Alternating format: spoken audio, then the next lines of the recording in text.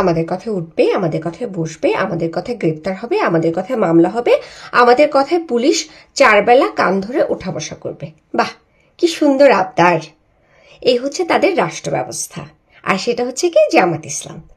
জামাত ইসলামের মতো একটা শিরককারী, একটা ধর্ম ব্যবসায়ী দল, যারা হচ্ছে টেররিস্ট, তাদেরকে আমরা সাধারণ মানুষ বুঝি নাই। আহারে, তারা ধর্ম নিয়ে শান্তির চিন্তা করছে, কতই না ভালো কিছু, এটা আসলে বুঝি নাই।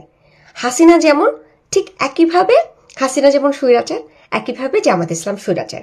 হাসিনা তাকে খুব ভালো করে চিনেছিল, এই কারণে হাসিনা তাদেরকে নিষিদ্ধ করে রেখেছিল।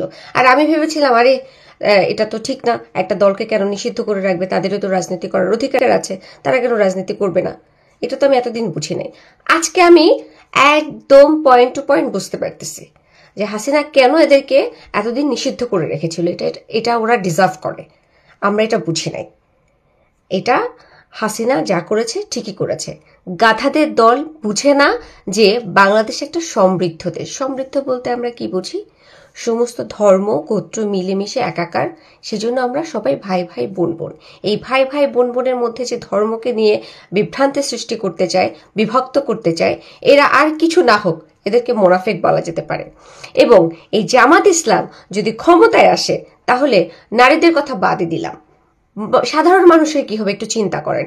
আজকে বাউল শিল্পীদেরকে মেরে পিটিয়ে ফেলে দিচ্ছে, এদিকে নারীদেরকে ওপেন মাঠে ধর্ষণ করছে। আরে কি অদ্ভুত, এটা কোন দেশে আসছি? আর ডক্টর ইউনূস বসে বসে কি করে?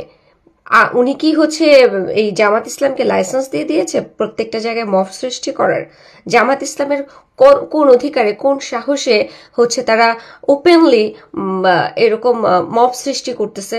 কেন আমার দেশে একজন বাউল শিল্পী থাকবে না? কেন আমার দেশে হচ্ছে একজন গানের শিক্ষক থাকবে না? কেন আমার দেশে একজন নারী স্বাধীনভাবে পথ চলতে পারবে না? কেন আমার দেশে এই জামাত ইসলাম প্রকাশ্যে এসে বলবে আমার কথায়, আমাদের কথায়, জামাত ইসলামের কথায় পুলিশ প্রশাসন উঠবে বসবে? তাহলে আইন কি করবে? আইন আদালত এগুলি তাহলে কি করবে? তাহলে হাসিনাকে আমরা কেন খেদালাম? হাসিনার সেই একই জিনিস যদি রিপিটেশন হয়, তাহলে হাসিনাকে কেন খেদালাম? হাসিনাই থাকতো। কেন এত রক্ত ঝরলো?